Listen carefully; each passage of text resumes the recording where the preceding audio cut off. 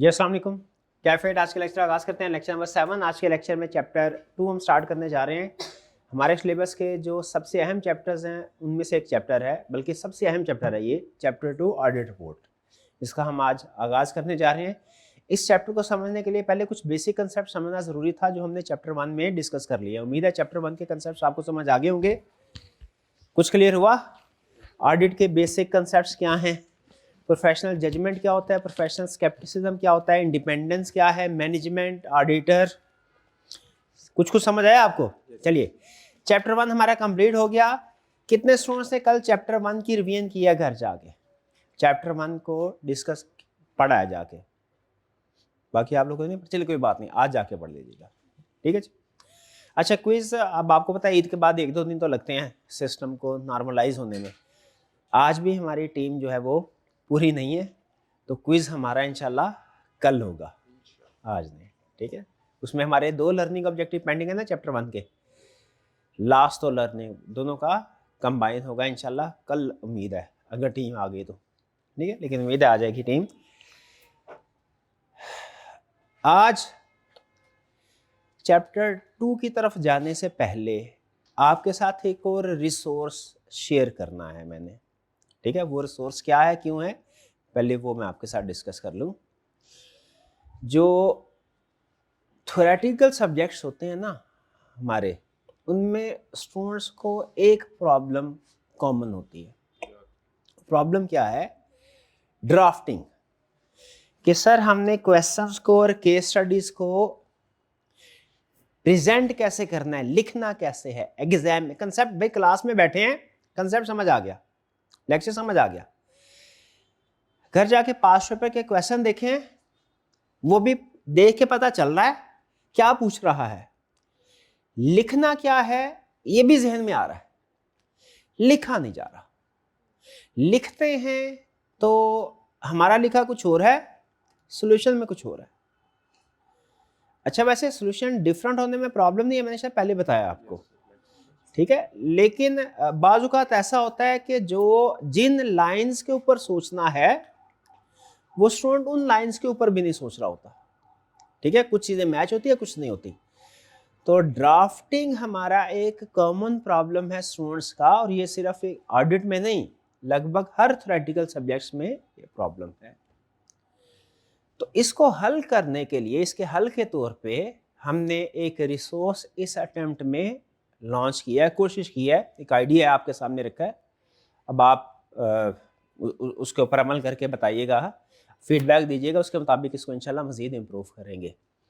वो आइडिया क्या है कि आपको ड्राफ्टिंग प्रैक्टिसेस, ड्राफ्टिंग के रूल्स सिखाए जाएं, टिप्स एंड ट्रिक्स सिखाए जाएं कि आपने एग्जाम में क्वेश्चन को किस तरीके से अटेम्प्ट करना है।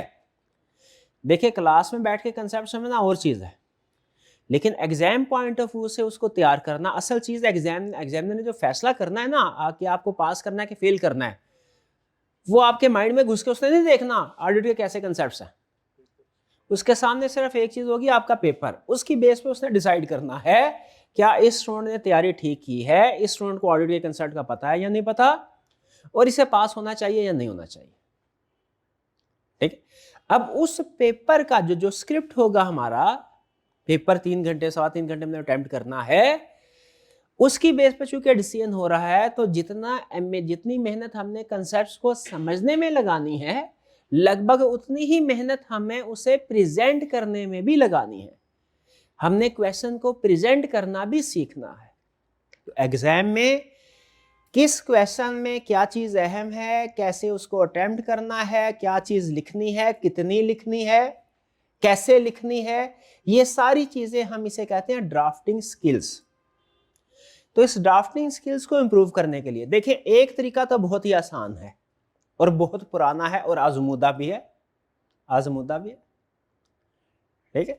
वो हमारे, जब मैं था किस क्लास में, दूसरी तीसरी क्लास में होऊंगा मैं, तो हमारी क्लास में सरकारी स्कूल में पढ़ते थे, तो उसमें चार्ट लगे होते थे, चार्ट।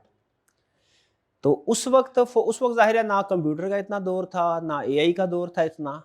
तो उस वक्त जो खुशखती होती ना, अच्छी हैंड राइटिंग, उसके ऊपर जोर दिया जाता था। हमारे उस्ताद भी हमें उसके ऊपर, आपको आपने तो उस जमाना नहीं देखा होगा वो तख्ती स्लेट वाला, वो भी होता। तो हमारी क्लास में एक चार्ट लगा, अब सारा दिन आपको पता है बैठ के यही दाएं बाएं देखना होता था, तो वो उस वक्त की चीज़ें अभी भी ज़हन में जो है वो छपी हुई हैं। तो एक चार्ट के ऊपर लिखा हुआ था, वो फारसी का गालबन एक शेर था, वो क्या था, गर तू मी खाही के बाशी ये खुश नवीस मी नवीस व मी नवीस व मी नवीस। इसका मतलब क्या था, अगर आप ये चाहते हैं कि खुश खत बन जाए, अच्छा लिखने वाले बन जाए, आपकी हैंड राइटिंग खूबसूरत बन जाए, अच्छा लिखना चाहते हैं तो लिखते रहें लिखते रहें लिखते रहें। ठीक है, लिखने की प्रैक्टिस है, इंग्लिश में क्या कहते हैं, प्रैक्टिस मेक्स मैन परफेक्ट, ये भी बचपन में पढ़ा था। तो ड्राफ्टिंग का जो सबसे आजमुदा अच्छा नुस्खा, पुराना नुस्खा है, वो क्या है, लिखते रहे। केस स्टडी की प्रैक्टिस, पास्ट पेपर की प्रैक्टिस करते रहें करते रहें करते रहें।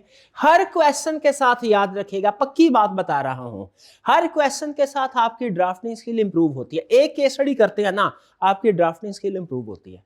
हाँ, वो परसेंटेज बहुत कम होगी, 0.2% होगी शायद हर क्वेश्चन के बाद, हर एक केस स्टडी के बाद, लेकिन हर केस स्टडी के बाद आपकी ड्राफ्टिंग स्किल इंप्रूव होगी। ये तो है देसी नुस्खा।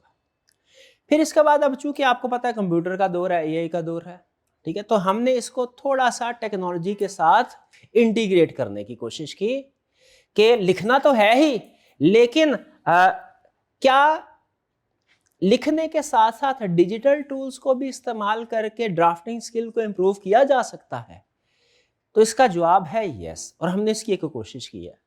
अब जाहिर है आप इसके ज़रिए से जब गुजरेंगे तो फिर ही समझ पता चलेगा कि हमारा आइडिया ठीक है या गलत है, लेकिन उम्मीद है कि वो उससे आपको बेनिफिट होगा।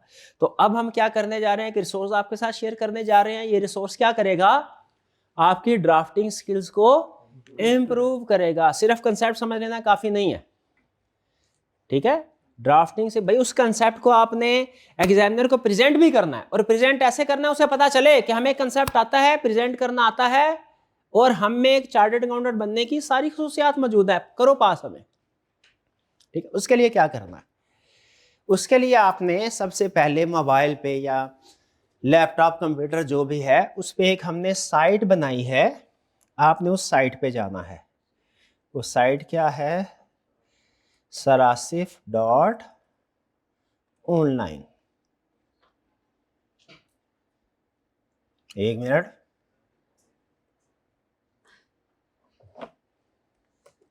भूल तो नहीं किया मैं, हाँ सॉरी,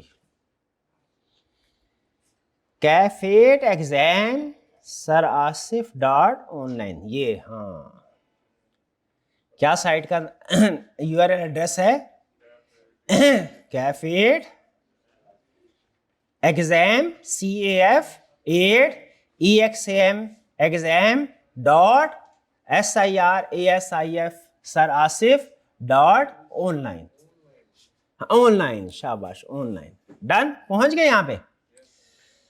जब आप यहाँ पे पहुंच जाएंगे तो फिर आपको पता है जैसा नॉर्मली वेबसाइट पे होता है, फर्स्ट टाइम है तो गेट स्टार्टेड पे जाएंगे, अगर ऑलरेडी अकाउंट बना हुआ है तो साइन इन पे जाएंगे, पहले गेट स्टार्टेड पे जाएंगे, जो भी अकाउंट बनाना है आपने बनाए, अपना बना लिया तो उसके बाद आपने साइन इन करना है। ठीक है जी, अब हम अपना अकाउंट साइन इन करते हैं।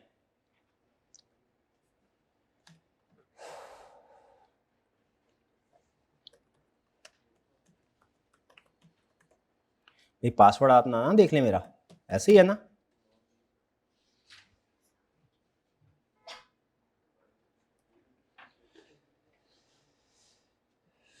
चलिए जब आप इसको लॉगिन कर लेंगे तो आपके सामने कुछ इस तरह का डिस्प्ले आएगा। ठीक है, यहां पे आपने चैप्टर्स में आना है, डैशबोर्ड भी है, ये आपकी पूरी हिस्ट्री वगैरह बताता है। चैप्टर्स में आए, यहां पे अभी हमने जाहिर है सारी बुक के चैप्टर अभी तो पढ़े भी नहीं है, एक ही चैप्टर पढ़ा है, तो चैप्टर 1 के टैब पे आना है।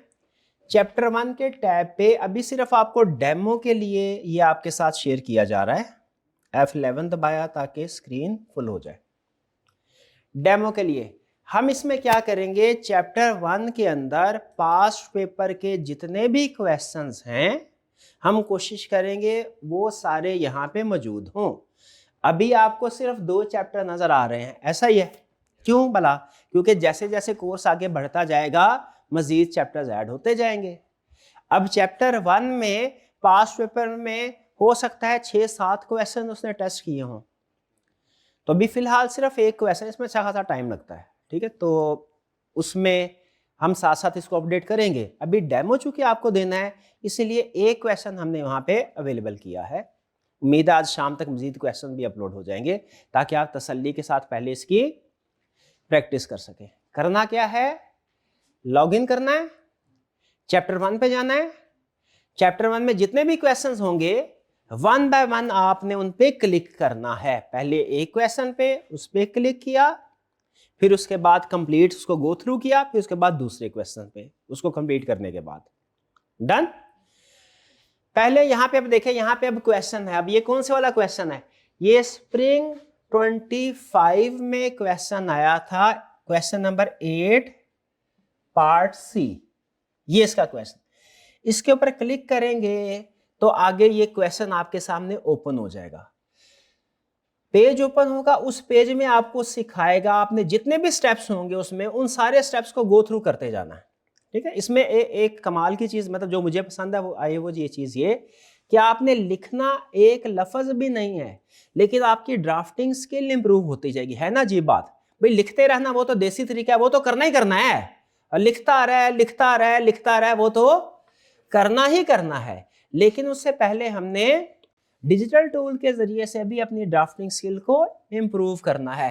तो मेरी रिकमेंडेशन ये होगी कि जब भी आप कोई पास्ट पेपर का क्वेश्चन अटेम्प्ट करें, अगर उसका डिजिटल वर्जन मौजूद है यहाँ पे, तो पहले उसको गो थ्रू करें, फिर उसके बाद उसको अटेम्प्ट करें, ठीक है। आपके खुद by the passage of time आपको लगेगा कि आपकी स्किल्स इंप्रूव हो रही है। जैसे यहाँ पे अब हमने क्लिक किया तो ये हमारे सामने क्वेश्चन डिस्प्ले हो गया।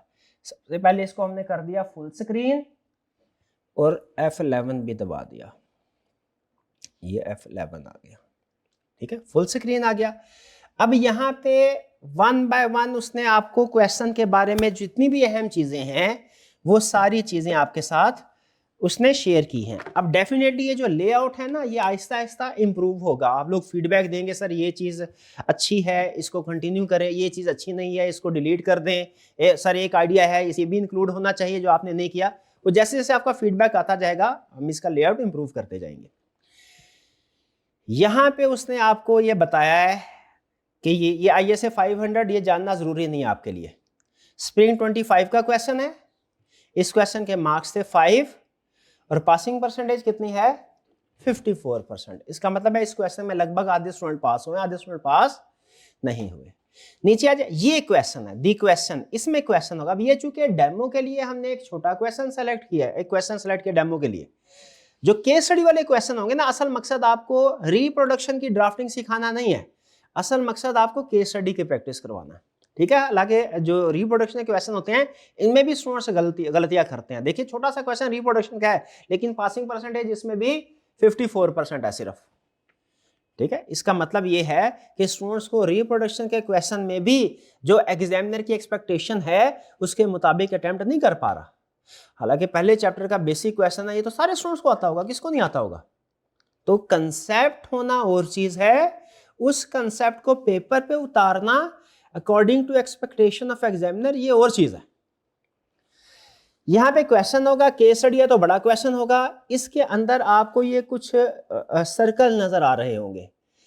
क्वेश्चन केस स्टडी के अंदर हर वो इंफॉर्मेशन जो अहम है और उसका हमारे सोल्यूशन पे कोई ना कोई इंपैक्ट है, उसके साथ आपको ये सर्कल नजर आएगा, ठीक है। क्वेश्चन के अंदर हर वो इंफॉर्मेशन, हर वो लफ्ज क्वेश्चन के अंदर जो या केस स्टडी के अंदर जो अहम है, आपको उसके साथ, जब आप उस सर्कल को क्लिक करेंगे तो आपको बताएगा कि इसका क्या मतलब है और आपने सॉल्यूशन को कैसे इफेक्ट कर रहा है ये लफ्ज। आहिस्ता आहिस्ता जैसे आप प्रैक्टिस करते जाएंगे आपको पता चलता जाएगा कि इस लफ्ज का ये मतलब होता है, सॉल्यूशन में ये करना है, इसका ये करना है। जैसे इसने लफ्ज यूज किया स्टेट, अब स्टेट का क्या मतलब है यहां आपको बता रहा है। स्टेट का मतलब है आपने आइडेंटिफाई करना है और ब्रीफली एक्सप्लेन करना है पॉइंट को, लेकिन लंबा चौड़ा एक्सप्लेन नहीं करना। आइडेंटिफाई करने का मतलब हेडिंग दे देनी है, ब्रीफली एक्सप्लेन करना है, यानी एक दो सेंटेंस में, इससे ज्यादा नहीं करना, वो पूरा पैराग्राफ नहीं बनाना, वरना वो स्टेट की अगर वो वर्ड यूज करता ना एक्सप्लेन, ठीक है, वो वर्ड यूज करता डिस्क्राइब, तो शायद फिर इसका मतलब ये होता हमने पैराग्राफ फॉर्म लिखना है। लेकिन यहां पे क्या कहता है कि आपने सिर्फ टू दी पॉइंट बात करनी है, स्टेट का मतलब ये, ठीक है। फिर उसके बाद प्रिंसिपल से आपको याद करवाएगा, वो कुछ प्रिंसिपल आपने याद किए थे, याद है। फिर state the principle for determining reliability of audit evidence. पहले तो मुझे बताया कि आपको ये कंसेप्ट याद है, principle of reliability of evidence कौन से वाले थे? हाँ, कोडेड वाला, वो एक्सटर्नल मोर रिलायबल देन इंटरनल, डायरेक्ट मोर रिलायबल देन इनडायरेक्ट, याद है। ये वही क्वेश्चन है, वही लिखना, ठीक है। लेकिन कैसे लिखना है अब आपको अंदाजा होगा क्या? ब्रीफली हेडिंग देनी है, नीचे एक दो सेंटेंस बस, पैराग्राफ फॉर्म में नहीं लिखना, टू द पॉइंट बात करनी। डन। आगे चलते, अभी तो सिर्फ ये क्वेश्चन है, अभी आगे स्टार्ट हुआ ये।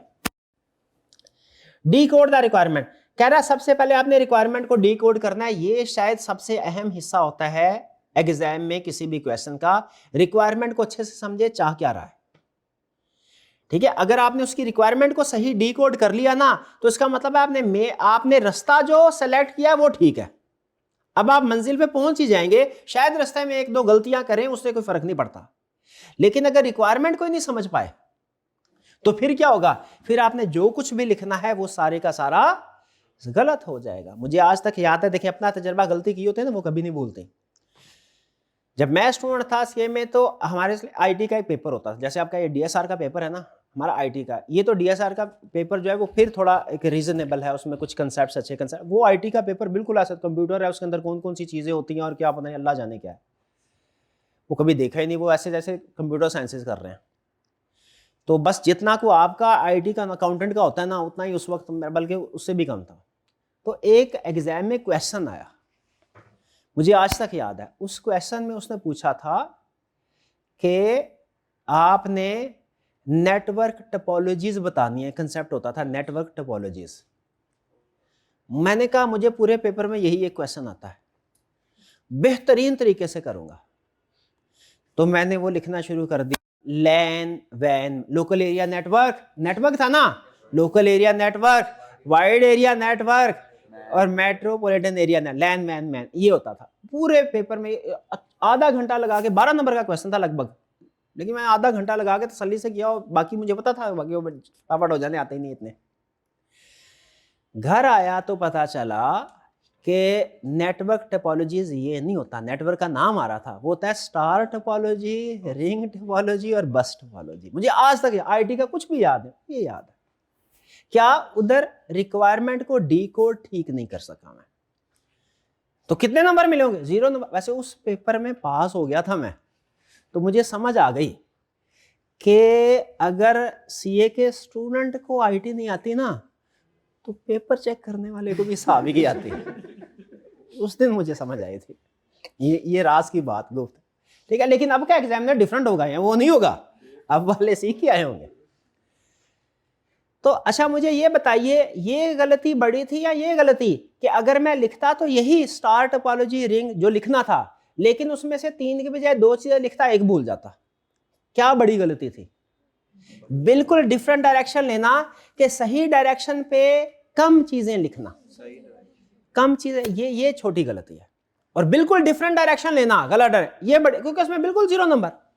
तो डी कोड दी रिक्वायरमेंट आपका सबसे अहम स्टेप हुआ करेगा किसी भी क्वेश्चन में। और मैं स्टूडेंट से ये कहता हूं हमेशा इसमें गलती ना करें, आगे चल के बाकी स्टेप्स में जो मर्जी गलतियां कर ले, उनका इतना बड़ा इफेक्ट नहीं होगा, इतना बड़ा इंपैक्ट नहीं होगा।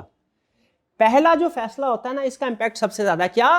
रिक्वायरमेंट को आपने समझना है कि वो रिक्वायर क्या कर रहा है, लिखना क्या है, किस चैप्टर का कौन सा कंसेप्ट है। यहां पे गलती कर दी, बाकी 0 नंबर, ठीक है। और जरूरी नहीं कि आपका एग्जामिनर भी वही हो जो मेरा था, आपका एग्जामिनर डेफिनेटली अब डिफरेंट होगा, या वही भी हुआ ना तो वो भी सीख चुका होगा बहुत सी चीजें। इसलिए सबसे पहला टास्क क्या करना है? D code the requirement, requirement को समझे, understand what the examiner is really asking, क्या है। रास्ता सही पकड़ लिया ना आपने, उसके बाद उस रास्ते पे चलते चलते कोई गलतियां भी हो जाती है, नेचुरल है, कोई एक दो पॉइंट भूल जाते हैं, नहीं याद रहते, एक्सप्लेनेशन आगे पीछे हो जाती है, वो उसकी वजह से पास फेल का मसला नहीं होगा आपको।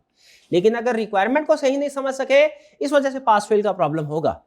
आगे चलते यहाँ पे क्या कह रहा है, कह रहा है स्टेट, अब डिटेल में एक्सप्लेन कर रहा है। स्टेट का मतलब क्या है, आपने आइडेंटिफाई करना है, ब्रीफली एक्सप्लेन करना है, एक दो सेंटेंसेस करने हैं। फिर कहता है ऐसा ना करना, क्या, जस्ट वन वर्ड लेबल, सिर्फ टू दी पॉइंट लिख लो। रिलायबिलिटी के पूछे आपने सिर्फ लिख दिया एक्सटर्नल, एक्सटर्नल आपने लिख दिया सिर्फ डायरेक्ट, आपने लिख दिया सिर्फ ओरिजिनल। ऐसे नहीं करना, सिर्फ वन वर्ड लेबल नहीं करना, ज्यादा डिटेल भी नहीं करना, डिटेल में भी नहीं लिखना, यानी सिर्फ हेडिंग भी नहीं लिखनी, पूरा पैराग्राफ भी नहीं लिखना। क्या करना है, हेडिंग 1 से 2 sentence, external evidence is more reliable then internal evidence. दिल करे आगे कोई एग्जांपल याद हो तो वो लिखते, वरना इतना काफी है। हेडिंग लिखें, 1 या 2 लाइन में एक्सप्लेनेशन, बस। सिर्फ हेडिंग लिखेंगे वो भी गलत है, और हर हेडिंग की डिटेल एक्सप्लेनेशन लिखेंगे वो भी गलत। समझ रहे हैं? यहां पे फिर उसने आपको जो मार्क्स थे उसका ब्रेकडाउन दिया है। देखिए ये भी जरूरी है कि हमें पता हो कि टोटल नंबर 5 है तो क्या चीज लिखने के कितने मार्क्स मिलेंगे। डिटेल अपने जहन में आपने प्लान करना होता है। वो कह रहा है कि 5 मार्क्स है और 5 ही प्रिंसिपल है, इसका मतलब क्या हुआ, सिंपल, हाँ, एक प्रिंसिपल का 1 मार्क। ये आपने असेसमेंट एग्जाम में बैठ के करनी है ताकि पता हो कि आपने कितना लिखना है, ठीक है, कितने पॉइंट लिखने हैं। आगे चलते हैं, प्लान बिफोर राइटिंग। कह रहा है जब आपको पता चल गया ना, ये 5 नंबर का क्वेश्चन है, प्रिंसिपल पूछे उसने, 5 प्रिंसिपल है और 1 प्रिंसिपल का 1 मार्क, इतना डिसीजन हो गया। फिर आपने कहता है अभी लिखना शुरू नहीं करना, अभी एक दफा लिखने से पहले सारा सोल्यूशन को अपने जहन में लेके आना है, दोहराना है कि इसमें क्या क्या चीजें थी। एक्सटर्नल कोडेड था, एक्सटर्नल था, डायरेक्ट था, और कंट्रोल स्ट्रॉन्ग वाले होंगे, ठीक है, ये सारी चीजें अपने जहन में लेके आनी है। यानी एक दफा पूरा क्वेश्चन आपके जहन में छप जाए। ये क्यों जरूरी है, ताकि जब आप लिखना शुरू करें ना तो दरमियान में आपको रुक रुक के सोचना ना पड़े बार बार। स्टार्ट में एक ही दफा सोच लें, वो सारा क्वेश्चन जब एक दफा आपके जहन में छप जाएगा, उसके बाद आप जब लिखना स्टार्ट करेंगे ना तो इंशाल्लाह बगैर रुके क्वेश्चन कंप्लीट हो जाएगा। तो स्टेप नंबर 1 में आपने क्या करना है, रिक्वायरमेंट को अच्छे से अंडरस्टैंड करना है। स्टेप नंबर 2 में क्या करना है, फिर प्लान करना है आप, ठीक है, कि मेन पॉइंट कौन कौन से थे इसमें मैंने लिखने हैं, मैंने इसमें ये 5 चीजें लिखनी है, और हर एक की ब्रीफ एक्सप्लेनेशन भी जहन में। ये वाला स्टेप आपके जहन में आ रहा है, ये वाला स्टेप आप अपने जहन में इसको परफॉर्म कर रहे हैं, डन जी, ठीक है। फिर इसके बाद हमने इसमें अगर जैसे फर्ज कीजिए आप उसको रिकॉल भी करना चाहते हैं, अब ये जैसे जैसे आप आगे चलते जाएंगे ये डिसीजन क्विकली करते जाएंगे, लेकिन चूंकि साथ में रिवीजन भी मकसद है, अगर आपको लगे कि ये कंसेप्ट मुझे भूल गया, अब आप जब ये प्रैक्टिस कर रहे होंगे ना, तब की बात कर रहा हूं, एग्जाम की बात नहीं कर रहा, प्रैक्टिस करके कंसेप्ट मुझे भूल गया है, आप इसको रिवाइज करना चाहते हैं, नो प्रॉब्लम, क्लिक कीजिए यहां पे, वो कंसेप्ट आपको बता देगा। मुझे डायरेक्ट का याद नहीं रहा कि डायरेक्ट में क्या था, तो मैंने रिवाइज भी करना है।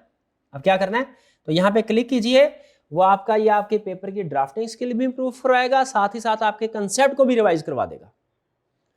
उसको रिवाइज करते जाए, रिवाइज कर, डन जी। और टाइम एलोकेशन करनी एग्जाम में, ठीक है। अब 5 नंबर आपके पास हैं, टोटल टाइम कितना हुआ, 3 घंटे का पेपर होता है 100 मार्क्स का, इसका मतलब है 1 नंबर के लिए कितना टाइम हुआ, 1.8। 5 नंबर का क्वेश्चन है, कितना टाइम लगना है, 1.8 multiply 9 minutes.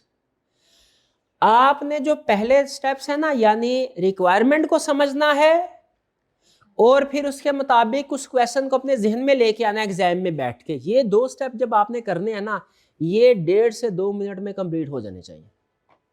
Correct time allocation. मुझे बताइए हर क्वेश्चन को टाइम एलोकेशन के साथ लेके चलना चाहिए कि एंड में जाके देखना चाहिए टाइम कितना रह गया और आखिरी सवाल में के लिए कितना टाइम बचा है, हर क्वेश्चन के साथ, यही वो आपको सिखा रहा है साथ टाइम मैनेजमेंट में, कि आपने फिर फैसला करना है टाइम एलोकेशन कैसे करनी है। कह रहे हैं तकरीबन 1-1.5 मिनट, आप थोड़ा बहुत जाहिर है वेरिएशन होगी, 1-1.5 मिनट आप उन पॉइंट्स को या जो आपने लिखना है उसको रिकॉल करें, और फिर उसके बाद बाकी जो आपके 6-7-8 मिनट होंगे उनमें क्या करना है, क्वेश्चन को लिखना शुरू करें। जब आप पहले प्लान कर लेंगे, पहले रिकॉल कर लेंगे, कुछ स्टूडेंट क्या करते हैं वो रिकॉल नहीं करते, वो फौरन लिखना शुरू, 2-3 पॉइंट जहन में फौरन लिखना शुरू कर देते हैं। इससे क्या होता है, आगे चल के फंस जाते हैं, फिर दोबारा सोचना पड़ता है। तो बेहतर है स्टार्ट में एक दफा सोचे, 1-1.5 मिनट लगा ली, इन्वेस्टमेंट है। 1-1.5 मिनट लगाने के बाद जब आप ड्राफ्टिंग शुरू करेंगे ना, इंशाल्लाह दरमियान में कहीं रुकेंगे नहीं।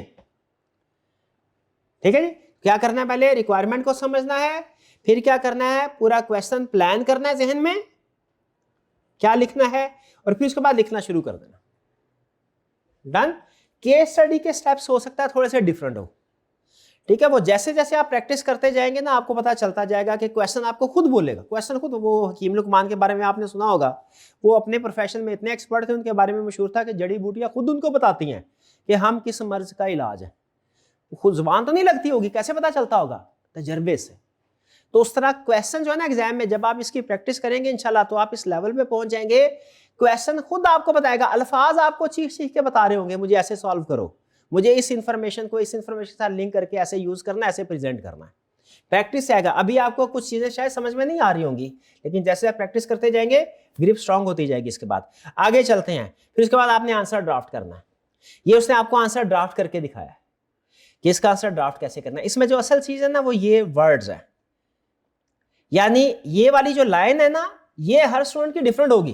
प्रिंसिपल सेम है, हेडिंग, लेकिन आपको तो एक्सप्लेनेशन हर एक की डिफरेंट होती है। हर फैमिली में जैसे ऐसे होता है ना कि कुछ अल्फाज ऐसे होते हैं मेरी फैमिली में बोले जाते हैं, वो हो सकता है आपकी फैमिली में भी कुछ स्पेसिफिक ऐसे वर्ड्स हो जो बोले जाते हैं, आपस में बहन भाई होते हैं ना, उन्होंने अपनी वोकैबुलरी सेट की होती है, ठीक है। तो हर एक का अपनी एक वोकैबुलरी का लेवल होता है, हर एक डिफरेंट बैकग्राउंड से है हर स्टूडेंट। तो आपका जो सेंटेंस आप लिखेंगे, इस बच्चे का सेंटेंस और उस बच्चे का सेंटेंस डिफरेंट होगा, लेकिन मीनिंग दोनों के सेम होंगे। तो सेंटेंस डिफरेंट होने से फर्क नहीं पड़ता। आपने एक चीज इंश्योर करनी है, क्या, कि हमारे ऑडिट के जो की वर्ड्स हैं, टेक्निकल वर्ड्स, वो आपके सोल्यूशन में होने चाहिए। जैसे जब मैं आपकी मार्किंग करूंगा ना, अगर तो मुझे इस सेंटेंस में क्या लिखा है, मैंने सिर्फ ये देखना है क्या इसमें ये दो अल्फाज इस्तेमाल हुए, क्योंकि इस कंसेप्ट के अंदर सबसे अहम वर्ड्स कौन से हैं, ये दो। अगर ये अल्फाज आपने इस्तेमाल किया है तो बाकी कुछ भी लिखा है मेरे लिए वो इररेलेवेंट है, मैं आपको मार्क्स दे दूंगा।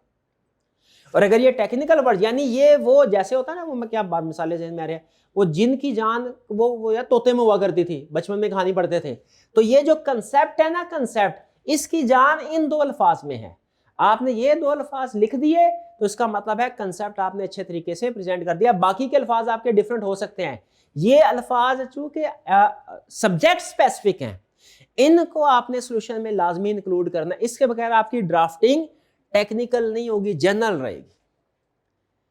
ये बात समझ। इसी तरह इंटरनल कंट्रोल वाले कंसेप्ट को जब आप एक्सप्लेन कर रहे होंगे, बाकी यहां पे जो मर्जी लिखे, हमने एक एग्जांपल सॉल्यूशन आपके सामने रख दिया है, लेकिन इसमें सबसे अहम चीज क्या है, इंटरनल कंट्रोल इफेक्टिव। ये वो अल्फाज हैं जो ऑडिट में स्क्रिप्ट टेक्निकल वर्ड्स हैं, आपके एग्जाम में आपके सॉल्यूशन में इन अल्फाज का इस्तेमाल होना चाहिए।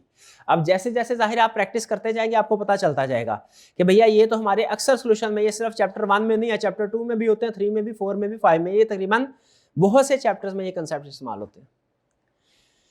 भैया बात समझ आ रही है। और वो आपको बता रहा है हम क्या करेंगे जब चेकिंग करते हुए, सारा चेक नहीं करेंगे, मैं ये देखूंगा ये अल्फाज लिखा, डायरेक्ट का लफ्ज लिखा, ऑब्जर्वेशन इंक्वायरी का लफ्ज लिखा है, मैं नंबर पूरा दे दूंगा। यानी ये अल्फाज आपके टेक्निकल है, इनको इंक्लूड करें, बाकी आगे पीछे जो मर्जी लगाएं, कोई मसला नहीं। फिर इसके बाद आगे, तो यहां तक क्या हुआ हमारे, सबसे पहले हमने रिक्वायरमेंट को डिकोड करना सीखा, फिर हमने क्या सीखा है, उसके बाद प्लान करना, और प्लान करने के बाद जब ड्राफ्ट करना है तो एक एक लफ्ज मैच नहीं करना, सिर्फ अहम कंसेप्ट मैच करने हैं। और वह अहम कंसेप्ट क्या है, ये जो आपको हाईलाइट किया है, ये हमारी कोशिश होगी हर क्वेश्चन में आपको हाईलाइट करके दें, ताकि आपको पता चल जाए इस पूरी लाइन के अंदर ये दो लफ्ज अहम है। फिर आगे चलेंगे, कॉमन मिस्टेक्स टू अवॉइड। जाहिर है, नाम से जाहिर है ये क्या लिखा हुआ है भला, ठीक है, कि इस तरह के क्वेश्चन में कौन कौन सी गलती को से आपने बचना है। जैसे क्या, writing fewer than 5 principles. Examiner comments में वो इस तरह की बात करता है, कहता है ये जो फेल हुए हैं ना, ये असल में आपको बता रहा है कि वो 54% पास हुए थे ना, जो 46% फेल हुए थे वो किस रीजन की वजह से हुए थे, वो ये लिखी है। और आपसे कह रहा है आपने ये काम नहीं करना है। क्या कह रहा है, आपने ये काम नहीं करना है। राइटिंग फ्यूअर देन 5 प्रिंसिपल्स, जाहिर है जिसने 3 याद किए वो 3 लिख पाएगा, 3 नंबर मिलेंगे, 2 नंबर आसान वाले मिस कर दिए। इसका मतलब है हमने कंसेप्ट्स की सिलेक्शन नहीं करनी, किसी कंसेप्ट को याद करना है तो फिर पूरे का पूरा याद करना। और क्या गलती की, राइटिंग वेग और जेनेरिक स्टेटमेंट, क्लिक करेंगे तो बताएगा 20 पैसे, जैसे कह रहा है सिर्फ ये ना कहें कि रिलायबल सोर्स वो है जो गुड, रिलायबल एविडेंस होता है जो गुड सोर्स से हासिल हुआ हो, ये जनरल है। और बताएं गुड सोर्स कौन सा होता है, जो इंडिपेंडेंट है, जो एक्सटर्नल है। ये अल्फा यानी टेक्निकल वर्ड यूज करें, जो हमारे सब्जेक्ट स्पेसिफिक टर्म है वो यूज करें, जनरल वर्ड यूज ना करें। जो अच्छे सोर्स से मिला वो ज्यादा रिलायबल है, कोई नंबर इसका, वो बताएं जो टेक्निकल इंडिपेंडेंट है, एक्सटर्नल है, डायरेक्ट है, ओरिजिनल है। नो हेडिंग और नंबरिंग। अच्छा, हेडिंग लाजमी नहीं होती, इसके मार्क्स नहीं होते, मैं आपको भी बता दूं, लेकिन हेडिंग लिखने से आपकी प्रेजेंटेशन इंप्रूव होती है। तो मैं हाईली रिकमेंड करता हूं आपको, जब कभी किसी भी क्वेश्चन को, केस स्टडी को सॉल्व करें, जहां मुमकिन हो सके छोटी छोटी हेडिंग्स जरूर दे दें, हाईली इंक्रीज, इससे आपकी प्रेजेंटेशन इंप्रूव होती है। अगेन लाजमी नहीं है, मार्किंग प्लान में हेडिंग के कभी मार्क्स नहीं होते, लेकिन मैं रिकमेंड करता हूं आपने इसको जरूर अटेम्प्ट करना। रिलायबिलिटी और सफिशिएंटी के पॉइंट को मिस कर, बात बात ये भी एरर होता है, 2-3 कंसेप्ट मिलते जुलते होते हैं ना, एक कंसेप्ट पूछ रहा है, चलते चलते दूसरा कंसेप्ट भी जेन में आ जाता है। हमारा हेड में एक जगह पे लिखता है वो रिलायबिलिटी ऑफ एविडेंस है, एक दूसरा कंसेप्ट है एक जगह पे reliability of data for analytical procedure, ये दोनों डिफरेंट कंसेप्ट है। रिलायबिलिटी ऑफ एविडेंस और है, reliability of data for analytical procedure, लेकिन क्या रिलायबिलिटी का वही जो मैंने गलती की थी, नेटवर्क का लफ्ज आया, कंसेप्ट कोई और था, पहुंच किसी और जगह पे गया। एक और कंसेप्ट है, एक है लिमिटेशंस ऑफ ऑडिट, एक है लिमिटेशंस ऑफ इंटरनल कंट्रोल, दोनों अलग कंसेप्ट है हमारे ऑडिट में, लेकिन लफ्ज लिमिटेशन से बाजू का गलती हो जाती है कि ये वही पूछ रहा है, पूछा होगा उसने लिमिटेशंस ऑफ इंटरनल कंट्रोल, हम लिखेंगे लिमिटेशंस ऑफ ऑडिट, वही गलती जो मैंने की। तो वो कह रहे हैं इस तरह के जो मिलते जुलते कंसेप्ट्स होते हैं उनको आपने मिक्स नहीं करना। रिलायबिलिटी सफिशिएंसी वाला कंसेप्ट अलग है, एप्रोप्रिएट वाला कंसेप्ट अलग है ना, उनको मिक्स नहीं करना। रेलेवेंस और रिलायबिलिटी को मिक्स नहीं करना। बहुत ज्यादा लॉन्ग पैराग्राफ नहीं, अमूमी तौर पे होता क्या, जब हमारे पास टाइम होता है ना, ये ह्यूमन साइकी, आपको प्रोजेक्ट मिलेगा ना प्रैक्टिकली 1 महीना, आप जैसे अभी है 6 महीने में तैयारी करनी होती है, खुद बताइए क्या स्टार्ट में तैयारी का लेवल और आखिरी महीने, पहले महीने और आखिरी महीने में एक जैसी तैयारी होती है? ज्यादा तैयारी किस वक्त होती है? ये सिर्फ आपके साथ नहीं है, ये हम लोगों के साथ भी है, और ये दुनिया के लगभग ये साइकी है। क्या कि आपको जितना टाइम मिलेगा ना, स्टार्ट में आप हमेशा रिलैक्स होंगे, एंड में आके ज्यादातर काम कर रहे होंगे। एग्जाम में भी इसी तरह नहीं होता, पहला घंटे में आपकी स्पीड कुछ और होती है और आखिरी आधे घंटे में स्पीड कुछ और होती है, ऐसे होता। तो कहते हैं इसी तरह पहले क्वेश्चन से ही आपने जहन में रखना है, ये ना पहले क्वेश्चन में कहे टाइम अभी बहुत है और लंबे लंबे पैराग्राफ लिखना शुरू कर दें, नहीं करना, एंड में वरना आपके पास टाइम कम बचेगा। ठीक है, ये कुछ हिट्स है, टिप्स हैं, आपने क्वेश्चन को कैसे लेके चलना है, कैसे प्रेजेंट करना है, क्या लिखना है। अभी आपको लग रहा है ये इंस्ट्रक्शंस टू मच हैं, शायद अभी आपको लग रहा होगा, लेकिन ये सारी काम की चीजें हैं। अब जैसे जैसे आगे चलते जाएंगे ना, ये रिपीट होंगी इस क्वेश्चन में, वो थोड़ी सी कुछ डिफरेंट होंगी, ज्यादातर जैसे आहिस्ता आहिस्ता आपकी इनके ऊपर ग्रिप आना शुरू हो जाएगी। फिर फाइनल एग्जाम स्ट्रेटजी कह रहा है, बस एंड में लास्ट फाइनल एग्जाम स्ट्रेटजी क्या है? प्लानिंग करो। अब आपको समरी बता रहा है क्या क्या सीखा। प्लानिंग करो, क्वेश्चन पढ़ा, रिक्वायरमेंट को एनालाइज किया, रिफ्रेश किया क्या लिखना, एक दफा रिवाइज जहन में लाजमी कर ले मैं क्या लिखने जा रहा हूं, फिर इसके बाद लिखना शुरू कर दें, टाइम एलोकेट करके कि मैंने 5, 6, 7, 8 मिनट में इस क्वेश्चन को कंप्लीट करना है। फॉर्मेट डिसाइड करें, हेडिंग्स देनी है, और लेंथ क्या होगी, 5 पॉइंट्स लिखेंगे हम, और हर एक को हम ब्रीफली 1 या 2 लाइन में एक्सप्लेनेशन देंगे, और फिर उसने याद रखने के लिए फॉर्मेट बताया। अच्छा, जब आप ये सारा क्वेश्चन जब इस ऐप के जरिए से सारा क्वेश्चन को गो थ्रू कर लेंगे डिफरेंट एंगल से, प्लान कैसे करना है आपने, इंपॉर्टेंट वर्ड्स कौन से हाईलाइट करने हैं, लिखना जरूरी है, ठीक है, कितना लिखना है वगैरह वगैरह। जब पूरा क्वेश्चन गो थ्रू हो जाएगा, एंड पे आपको एक क्विज मिलेगा, टेस्ट मिलेगा छोटा सा। इस क्विज के अंदर ये जो स्टेप 6 है, ठीक है, टेस्ट योर अंडरस्टैंडिंग, इसके अंदर इस क्वेश्चन के अंदर जो भी तो छोटा क्वेश्चन है, बड़ी बड़ी केस स्टडीज भी आएंगी, उसके अंदर जितने भी कंसेप्ट्स हैं वो सारे दोबारा टेस्ट होंगे, ये इंश्योर करने के लिए कि आपने सारी अहम चीजें सीख ली हैं। ठीक है, उन्हीं कंसेप्ट, इसी क्वेश्चन के कंसेप्ट्स के ऊपर एक दोबारा टेस्ट होगा, ताकि पता चल जाए ये सारा आपने ऊपर जो 10-15 मिनट लगा के टाइम लगाया है, एंड में कुछ सीखा है कि नहीं सीखा। तो उसको आपने अटेम्प्ट करना होगा। ये डिफरेंट टाइप ऑफ क्वेश्चन है। अब अगेन इसमें चूंकि हमारी कोशिश ये थी कि ये इंटरेक्टिव रहे, ये सिर्फ डिजिटली जो है वो आप इसके ऊपर प्रैक्टिस करें, आपको लिखना ना पड़े, टाइप ना करना पड़े। तो क्वेश्चन भी इसी तरह के, जैसे मल्टीपल क्वेश्चंस हैं, वो कह रहा है which of the following are valid principle. जाहिर है ये एमसीक्यूज होंगे, आपने इनमें से 2-3 सेलेक्ट कर लेने हैं, 2-3 जितने भी आपको लगे करेक्ट स्टेटमेंट है। नीचे उसने फीडबैक दे दिया। अगर दूसरे क्वेश्चन की तरफ चले, कह रहा है बताओ ये इनमें से कौन सा ट्रू और फॉल्स है। नजर आ रहा है आपको, ट्रू और फॉल्स है।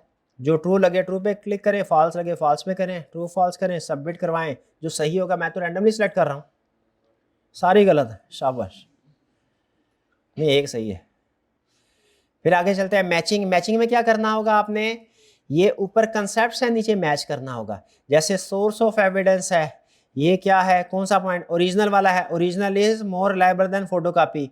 फिर डायरेक्ट है, डायरेक्ट जो है मोर रिलायबल है इनडायरेक्ट से, ये कौन सा है, हाँ ये एग्जांपल्स है। Observation is more reliable than, जितने भी है, controls are effective, source of evidence external, यही होगा, और फॉर्म ऑफ एविडेंस डॉक्यूमेंट्री। सारे ठीक हो गए हमारे, ये जी भी इत्तेफाक हुआ। फिर स्टेटमेंट दे रहा है, अब क्या करना है आपने, फिल इन दी ब्लैंक्स। अब फिल इन दी ब्लैंक्स में आपने खुद टाइप नहीं करना, नीचे से ऑप्शन है वो आपने ड्रैग एंड ड्रॉप करने हैं। ये पिक किया, ड्रॉप किया, पिक किया, ड्रॉप किया।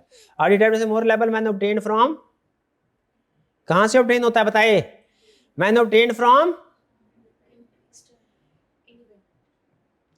इंडिपेंडेंट, शाबाश, independent source outside the entity.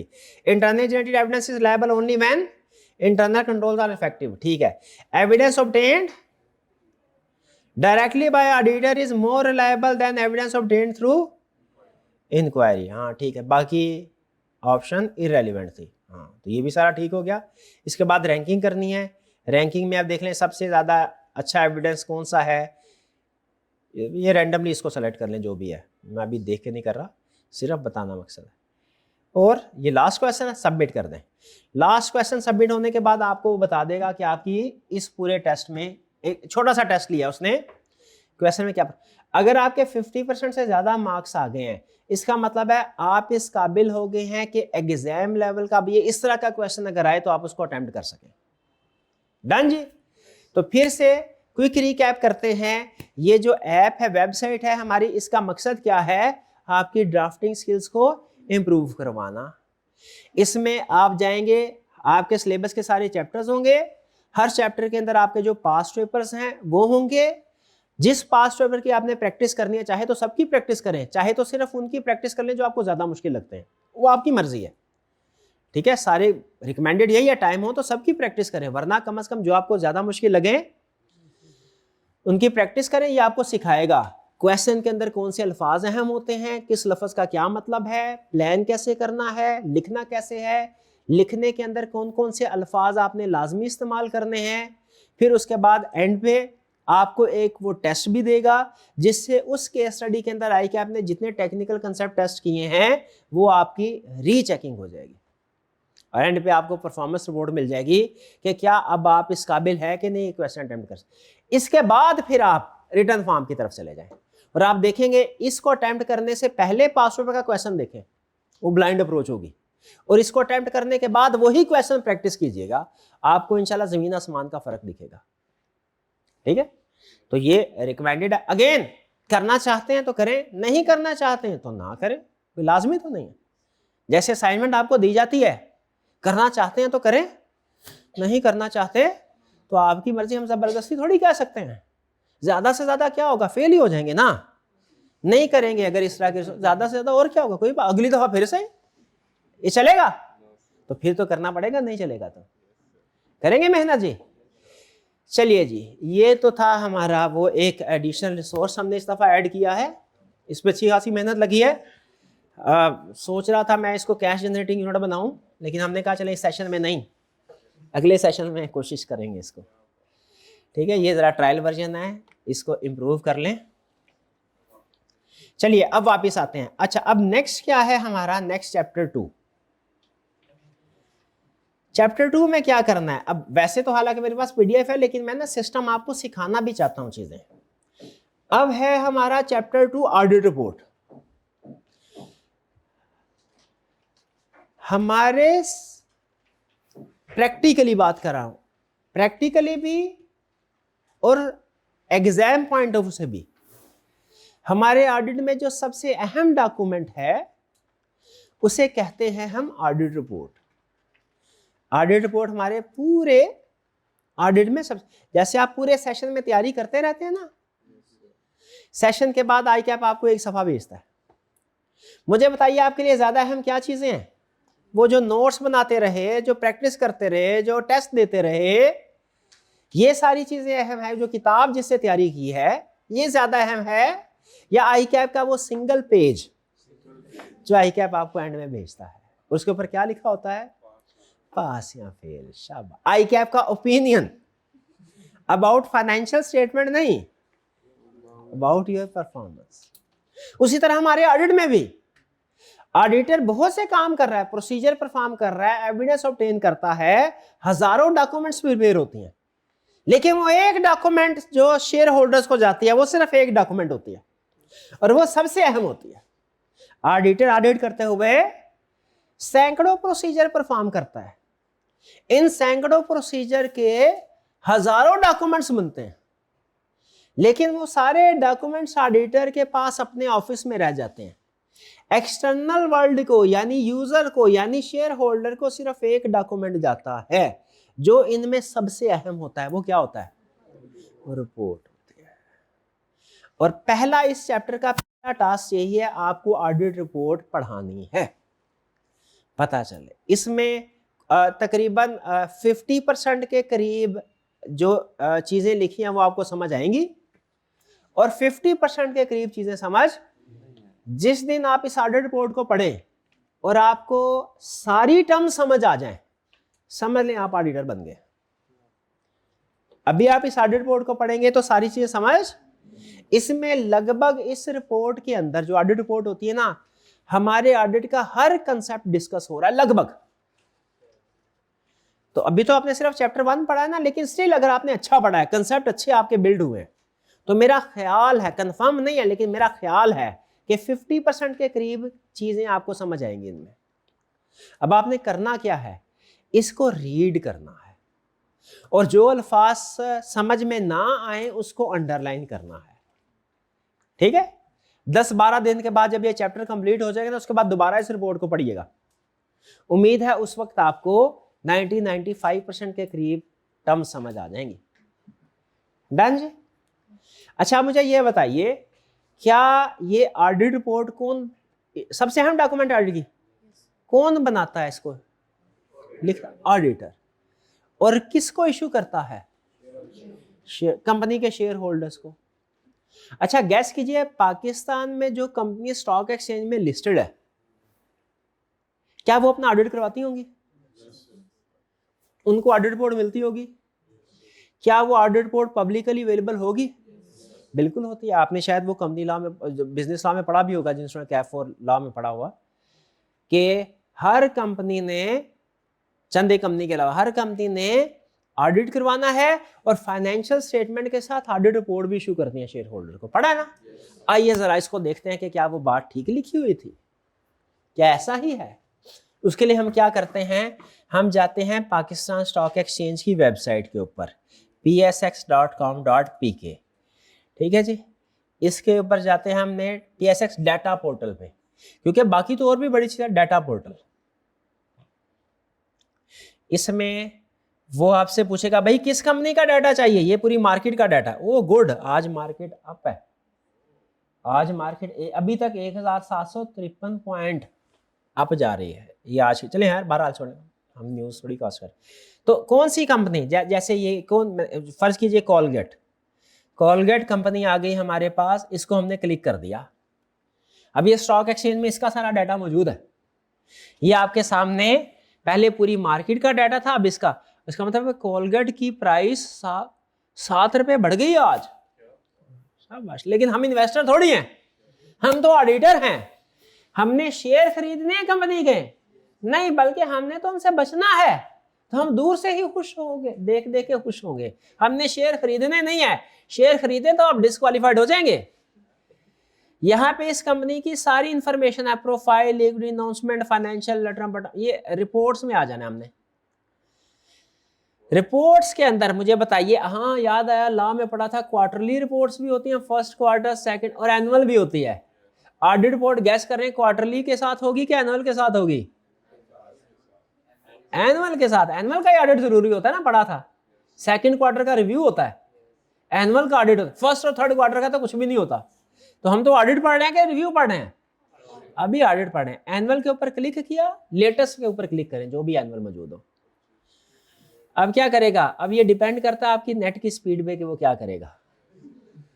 ठीक है, थोड़ी देर पहले तो सही चल रहे थे। हाँ, आगे डाउनलोड होगी डाउनलोड। हाँ, अभी करा आहिस्ता आहिस्ता। जब ये डाउनलोड हो जाएगी, फेल नहीं होगी, ये डाउनलोड हो गई। अब हमने क्या किया? क्लिक करके इसको ओपन किया। ये कोलगेट की एनुअल रिपोर्ट आ गई हमारे सामने। इसमें बताइए कंपनी की फाइनेंशियल स्टेटमेंट्स होंगी या नहीं होंगी? और उसके साथ ऑडिट रिपोर्ट भी होगी। हमने पहुंचना है किसके ऊपर? हम ये चाहते हैं, हमें तजस्सुस है कि प्रैक्टिस में ऑडिटर कैसी रिपोर्ट बनाते होंगे और अपने क्लाइंट्स को देते होंगे। ये जो सारा हम ऑडिट पढ़ रहे हैं, इसका अल्टीमेट मकसद एक ही है। हम जितना भी कंसेप्ट चैप्टर 1 में पढ़े और जो भी कंसेप्ट आगे पढ़ेंगे, इन सब का अल्टीमेट ऑब्जेक्टिव एक ही है, क्या?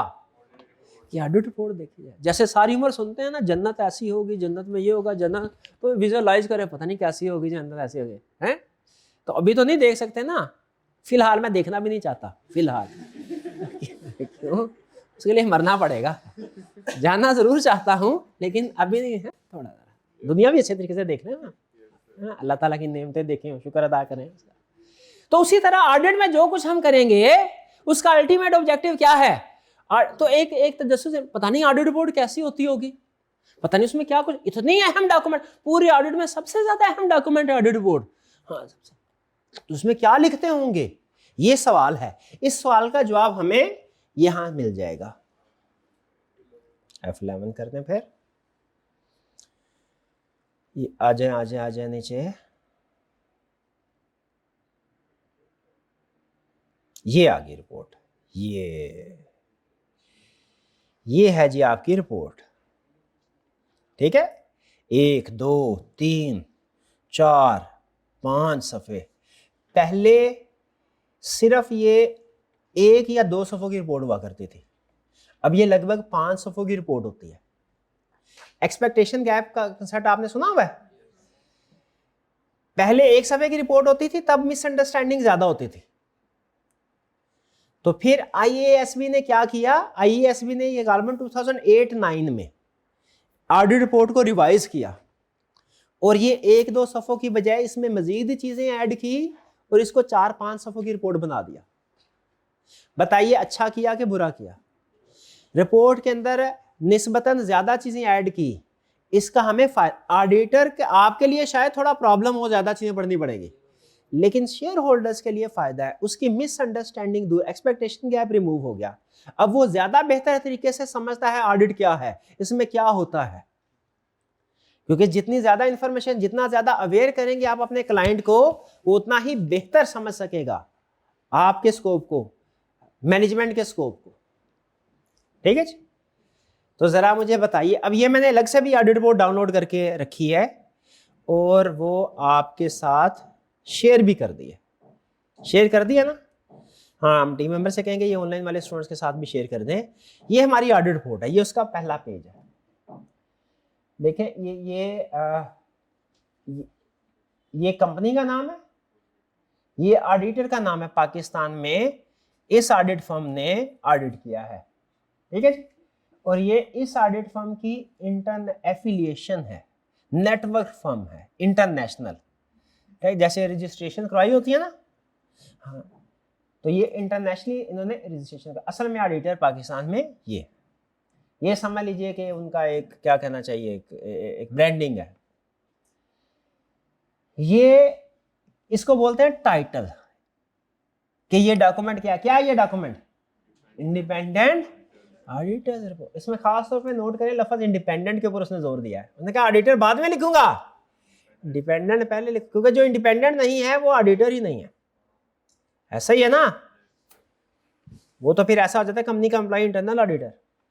फिर क्या लिखा हुआ है कि ये रिपोर्ट है किसको दी जा रही है, मेंबर्स मतलब शेयर होल्डर्स। आपने लॉ में पढ़ा होगा कि पाकिस्तान में वो शेयर होल्डर्स की बजाय ज्यादा लफ्ज कौन सा इस्तेमाल किया जाता है, मेंबर, हालांकि बात एक ही है, इस कंपनी के मेंबर। और यहां पे बता, अच्छा अब देखें, नोट करें, इस रिपोर्ट के डिफरेंट पैराग्राफ है, ऐसा ही है, हर पैराग्राफ की उसने एक हेडिंग दी हुई है। नोट किया आपने, अच्छी बात है कि बुरी बात, अच्छी बात है, हमें हेडिंग से पता चल जाता है आज क्या चलने वाला है, ट्रेलर है ये। ओपिनियन, ओपिनियन किस चीज के ऊपर दिया जा रहा है, कि फाइनेंशियल स्टेटमेंट ठीक है या इनमें गड़बड़ है। आपने ना आज घर जाके इसको पढ़ना है और कल मुझे बताना है कि ये अनमोडिफाइड ओपिनियन था कि मॉडिफाइड था। याद है, अनमोडिफाइड, जब सारा कुछ ठीक होता है तो कौन सा ओपिनियन दिया है, अनमोडिफाइड, और जब गड़बड़ होती है तो मॉडिफाइड। मुझे लगता है कि ये अच्छी कंपनी है, ऑडिटर भी, सारे ऑडिटर ही अच्छे होते हैं, तो ये चूंकि अच्छी कंपनी है, मार्केट में इसकी रेपुटेशन है, तो अनमोडिफाइड ओपिनियन दिया होगा। लेकिन ये मेरा अंदाजा है, मे भी गलत हो, आपने खुद जाके पढ़ के मुझे कल बताना। डन। फिर बेसिस फॉर ओपिनियन है कि ओपिनियन तो दे दिया, किस बेस पे दिया, जैसे वो जज भी होता है ना, वो भी ऐसे ही करता है, ओपिनियन भी देता है, बेसिस फॉर ओपिनियन भी बताता है। कैसे भला, जज कहता है तमाम सबूतों और गवाहों के बयानात की रोशनी में अदालत इस नतीजे पे पहुंची, नतीजा भी बताया, फांसी देनी है, और उससे पहले क्या बताया, ओपिनियन क्या है, फांसी, और क्या है बेसिस और ओपिनियन क्या है, सबूत और गवाहों के बयानात। तो बताइए, लेकिन मैं जज थोड़ी हूं, मैं तो ऑडिटर हूं, मैं तो अपनी फीस देखूंगा, फीस अच्छी दी ना उसने, टाइम से दे दी फीस मुझे, तो मैं अनमोडिफाइड ओपिनियन दूंगा। बेसिस फॉर ओपिनियन ये होगा ब्रीफ केस, ये होना चाहिए कि बेसिस फॉर ओपिनियन होना चाहिए ऑडिटिंग स्टैंडर्ड्स, प्रोसीजर जो परफॉर्म किए हैं, वो जो एथिकल रिक्वायरमेंट्स को पूरा किया, किस बुनियाद पे, किस बेस पे ओपिनियन देना चाहिए, स्टैंडर्ड्स की बेस पे, एथिक्स की बेस पे, एविडेंस की बेस पे, के फीस की बेस पे। एविडेंस कहता वो लिखो, बेसिस फॉर ओपिनियन क्या है, ठीक है। इसमें ऑडिटर लिखेगा, क्या लिखेगा, मैंने ऑडिट किया है, आईएसएस के मुताबिक किया है, मैंने आईएसए की रिक्वायरमेंट को भी पूरा किया है, मैंने कोड ऑफ एथिक्स की रिक्वायरमेंट को भी पूरा किया है, और मैंने सब कुछ ठीक ठीक किया है। इसलिए इस बेसिस फॉर ओपिनियन और ओपिनियन में फर्क समझ आया। अगर मैं आपसे कहूं इन दोनों में से ज्यादा अहम कौन सा है, ओपिनियन, ठीक है। बहरहाल दोनों ही अहम, इंटर रिलेटेड है। अगर इधर सब कुछ ठीक है तो इधर भी ठीक होगा, लिखा होगा कि सब कुछ ठीक है। अगर यहां पे लिखा हुआ है कि जी फाइनेंशियल स्टेटमेंट्स गलत है, तो फिर यहां पे एक्सप्लेन किया जाएगा बेसिस ऑफ ओपिनियन में क्या, क्यों गलत। जैसे लिखेगा फाइनेंशियल स्टेटमेंट गलत है, तो बताया जाएगा कि गलती डेटर्स में है कि फिक्स एसेट में है। तो ये इंटर रिलेटेड, ओपिनियन और बेसिस ऑफ ओपिनियन पैराग्राफ क्या है, इंटर रिलेटेड। ओपिनियन अनमोडिफाइड, तो बेसिस फॉर ओपिनियन भी स्टैंडर्ड होगा, neat and clean. Opinion modified है, यानी ओपिनियन में लिखा हुआ है कि फाइनेंशियल स्टेटमेंट्स में गड़बड़ है, तो उस गड़बड़ की वजाहत किधर होगी, समझ रहे हैं। फिर है की ऑडिट मैटर। की ऑडिट मैटर का मतलब है कि अच्छा जरा इमेजिन, थोड़ी देर के लिए, चंद एक सेकंड के लिए आंखें बंद करें और अपने स्कूल में पहुंच जाएं, और अपनी स्कूल लाइफ का या कॉलेज लाइफ का कोई सबसे अहम इवेंट याद करें। आपको कोई, मेरा ख्याल है कोई 2-3 इवेंट याद आएंगे सबसे अहम, अगर कोई 30-40 सेकंड तक गौर करेंगे, ऐसा ही है कि 10-15 याद आ जाएंगे। एक, यहाँ एक आएगा, यहाँ शायद 2, बिल्कुल ठीक। यहाँ ज्यादा से ज्यादा 3, कोई बड़ा शरारती हो ना वो 2-3 होते हैं उसके कुएं, वरना नॉर्मली एक आता। मुझे याद आ गया, कोई अच्छा नहीं है। क्लास में एक दफा पीछे बैठा सो रहा था, मैट्रिक में ना 9th और 10th क्लास में मैं इंतहाई फारग, वाकई में तारीफ नहीं कर रहा। वो हमारे सरकारी स्कूल में पढ़ता था मैं, तो हमारे एक टीचर थे, उनका नाम था नूरुद्दीन साहब। वो टीचर थे, उन्होंने पढ़ाया, उन्होंने सही चलाया, वरना मैं पढ़ने वाला नहीं था, यकीन करें। किस तरीके से पढ़ाया वो अलग बात है, लेकिन मैं आज तक उनको दुआएं देता हूँ। ठीक, तो वो बस वो याद आए। तो कहना ये चाह रहा, उसी तरह ये की ऑडिट मैटर पता क्या है, ऑडिटर जब ऑडिट सारा कंप्लीट कर लेता है ना, तो बैठ के एक दफा सोचता है ये पिछले 4 महीनों के अंदर कौन कौन सा वकूआ सबसे अहम था, सोचता है, और जो चीजें उसको लगे सबसे ज्यादा अहम थी, भाई इसमें ना बाकी बातें तो ठीक है, लेकिन ये रेवेन्यू जो है ना, इसने बड़ा खपाया था मुझे, इसने बड़ा, इसमें तो मुझे ये भी काम करना, ये बड़ा मुश्किल से सॉल्व हुआ था ये एरिया, इस एरिया का एविडेंस लेना ना बड़ा मुश्किल था। इस तरह के 2-3 एरिया, 1, 2 या 3 एरिया जो होते हैं ना, इनको बोलते हैं की ऑडिट मैटर। की ऑडिट मैटर से आपको लफ्ज़ से अंदाजा लगाएं, मैटर मतलब ऐसा एरिया या ऐसा इशू, कोई एरिया जो बहुत ही की था, यानी बहुत ही अहम था, किस पॉइंट ऑफ व्यू से, ऑडिट के पॉइंट ऑफ व्यू से। की का मतलब वेरी इंपॉर्टेंट, ऑडिट का मतलब जो ऑडिटर से रिलेट करता हो, शेयर होल्डर से नहीं, यानी वो ये इसमें वो चीज बताई जाती है जो ऑडिटर के लिए बहुत अहम थी, शेयर होल्डर्स के लिए नहीं। हालांकि रिपोर्ट शेयर होल्डर्स के लिए बन रही है, ये असल में ना की ऑडिट मैटर पहले नहीं होता था, तो ऑडिटर के ऊपर एक इल्जाम लगता था कि ओए ऑडिटर करते क्या हो, तुम रिपोर्ट को साइन कर देते हो बस, और करते क्या हो, तुम्हारा फायदा क्या है, सारा तुम पैसे लेते हो, 3 महीने प्रोसीजर पता नहीं क्या करते रहते हो, एंड में सिर्फ एक सफा देते हो, साइन कर देते हो, और तो तुम कुछ भी नहीं करते। तो हम कहते थे अच्छा, जैसे होता ना उस्ताद, वो किसी से कोई पूछते हैं, बिल्ले वाला कोई स्ट्रेंजर, कहते क्या क्या करते हैं आप, पढ़ाता हूँ जी, उस्ताद हूँ, टीचर हूँ। अच्छा, तो कोई काम शाम नहीं करते, कोई और काम शाम नहीं करते, हाँ भाई ये भी काम है। तो की ऑडिट मैटर, वो शेयर होल्डर समझता था ऑडिटर तो कोई काम ही नहीं करता। हम कहते थे अच्छा, हमने कहा अब रिपोर्ट में लिखेंगे क्या कि हम क्या काम करते हैं, लेकिन याद रखें 3 महीने में सारी हम अपने मैटर्स लिखें ना तो रिपोर्ट 1000 सफ़ों की बन जाए। ऑडिटिंग स्टैंडर्ड ने कहा ऑडिटर अपने पूरे ऑडिट में जो भी एक्टिविटीज परफॉर्म करता है उनमें जो मोस्ट सिग्निफिकेंट है, कौन सी, जरा बोले ये लफ्ज, मोस्ट सिग्निफिकेंट, जो मोस्ट सिग्निफिकेंट वाली एक्टिविटीज हैं 1 या 2 या 3, यानी पूरे ऑडिट में जो मोस्ट सिग्निफिकेंट वकूए हुए हैं उनको रिपोर्ट में लिख दे। अच्छा, हुए ये ऑडिटर के पॉइंट ऑफ व्यू से, लेकिन लिख रिपोर्ट में रहे हैं, क्यों भला, ताकि शेयर होल्डर को पता चल जाए घर बैठे ऑडिट नहीं किया हमने, काम किया है, और काम भी कौन सा वाला, अरे काम नहीं बताना उसको, हाँ मेन वाला, शाबाश शाबाश। की audit matter, every audit matter नहीं लिखा हुआ, की ऑडिट मैटर लिखा हुआ है। तो जरा देखते हैं इस ऑडिट में, इस ऑडिटर को सबसे ज्यादा मसला या उसके लिए जो सबसे ज्यादा यादगार चीज क्या थी, वो थी रेवेन्यू रिकॉग्निशन। उसको इसमें बड़ा, हाँ मुझे याद आया, कोलगेट, ये तो है मैन्युफैक्चरिंग कंपनी, सेल करती है, इनके लिए तो वाकई जो रेवेन्यू रिकॉर्ड करते हैं वो सबसे बड़ा। और याद रखें रेवेन्यू किसी भी कंपनी के लिए सबसे अहम केपीआई होता है उसकी परफॉर्मेंस के लिए। अच्छा ठीक है, जो भी उसे यहां पे लिखा हुआ उसने रेवेन्यू के बारे में कि क्यों ये एरिया की ऑडिट मैटर है, और राइट साइड पे उसने लिखा हुआ है मैंने क्या क्या परफॉर्म किए। ये अगर पढ़ सके ना तो आप पढ़ लें, ये प्रैक्टिकल नॉलेज देगा आपको। की ऑडिट मैटर वाला एरिया पढ़ेंगे ना, खास तौर पे ये जो ऑडिट प्रोसीजर है ये वाला है हिस्सा, आपको प्रैक्टिकल नॉलेज देगा, बाकी की चीजें थ्योरेटिकल नॉलेज देंगी।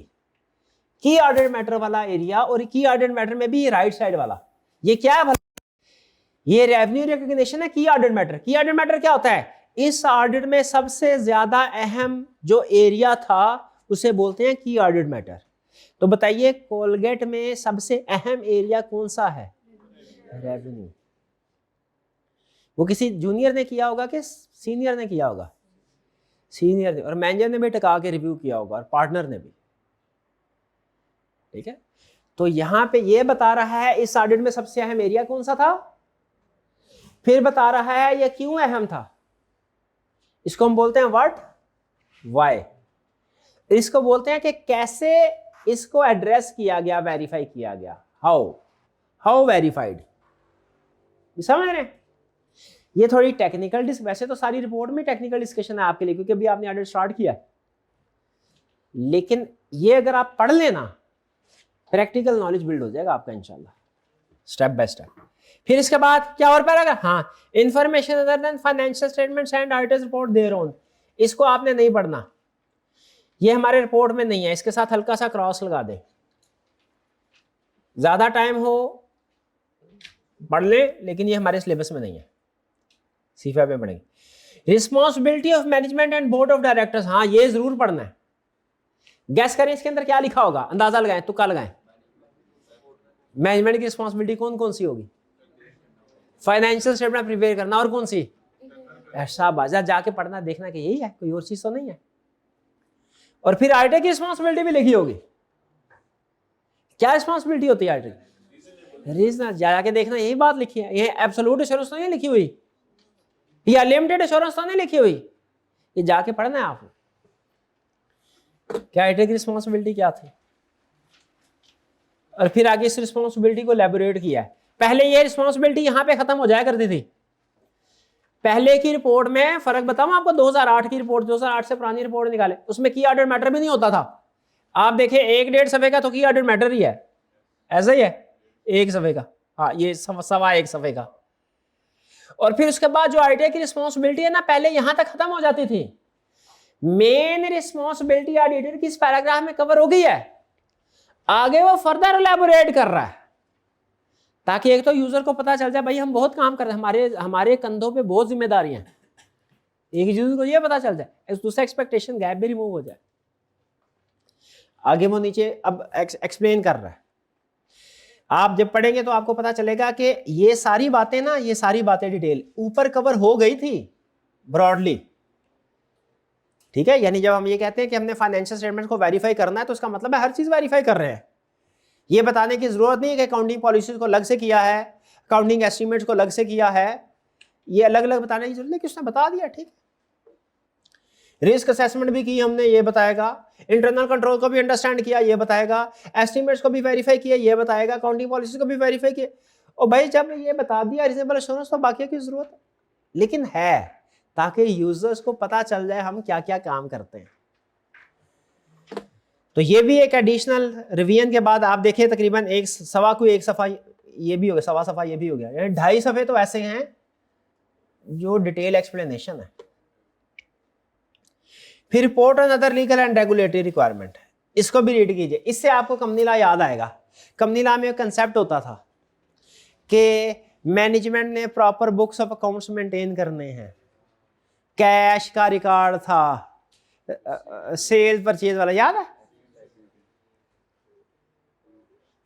फिर इसके बाद आगे चलते हैं, नीचे उसने लिखा हुआ है फर्म का नाम, यह है फर्म का नाम, यह है प्लेस,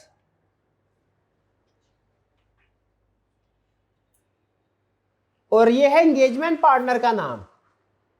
एक फर्म में बहुत से एंगेजमेंट पार्टनर होते हैं, ये आपको पता है ना, कुछ फर्म में सिर्फ एक पार्टनर होता है, कुछ में 20, 25, 30 पार्टनर भी होते हैं। तो यहां पे क्या लिखा हुआ है, ऑडिट इस फर्म ने किया है, इस फर्म का ऑफिस कराची वाला है, अगर लाहौर वाला ऑफिस ही ऑडिट करता तो यहां पे क्या लिखा होता, और अगर इस्लामाबाद वाला ऑफिस ऑडिट करता है मैं क्या लिखा होता, फर्म का नाम, प्लेस, और फर्म के बहुत से पार्टनर थे। क्या आपको अच्छा ये बताएं, ये किसी पर्सन का नाम लिखा हुआ है कि फर्म का नाम लिखा हुआ है, साइन है, नोट करें, वैसे तो पता चलना मुश्किल है लेकिन अंदाजा लगाने की कोशिश करें, साइन किसके हैं, फर्म के नाम से हुए हैं या के पार्टनर के नाम से।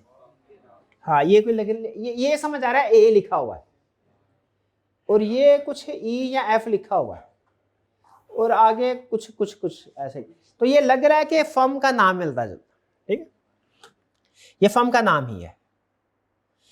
और एंगेजमेंट पार्टनर कौन है? फरूख रहमान साहब। नीचे डेट लिखी हुई है और ये एक यूनिक डॉक्यूमेंट आइडेंटिफिकेशन नंबर है, ये दिया ना। आपने करना क्या है, आज आपका टास्क है, एक ही काम करना है लेकिन 2 दफा करना है। ऑडिट रिपोर्ट पढ़नी है, पढ़ेंगे? आधी बातें समझ आएगी, आधी बातें भी समझ आ गई बहुत है, लेकिन आपने इसको अंडरस्टैंड करना है। अब कल के लिए असाइनमेंट सुन लीजिए, आपने करना क्या है। रिटन असाइनमेंट कोई नहीं है आप आज की, आपने सिर्फ ऑडिट रिपोर्ट को पढ़ना है। जो जो अल्फाज अहम होंगे आपको समझ आ जाए, गुड। जो समझ नहीं आएंगे उनको अंडरलाइन करना है। कल मैंने ये देखना है कि किसने अंडरलाइन किया है और किसने अंडरलाइन नहीं किया होगा। डन जी। क्या करना है, असाइनमेंट क्या है, 2 दफा पढ़ना है रिपोर्ट के अंदर। और जो अल्फाज समझ, और डेफिनेटली अल्फाज ऐसे होंगे जो समझ नहीं आए, उनको अंडरलाइन जरूर कर लेना, ताकि मुझे पता चल जाए, आपकी अंडरलाइन से मुझे अंदाजा हो जाएगा कि आप किस लेवल पे है। उसके मुताबिक मैं अपने लेक्चर को एडजस्ट करके कल का लेक्चर शेयर करूंगा आपके साथ। डन जी। चलिए, कोई क्वेश्चन पूछना चाहते हो तो पूछ लें। कोई क्वेश्चन नहीं? चलिए आज का लेक्चर यहाँ खत्म करते हैं। अल्लाह हाफिज।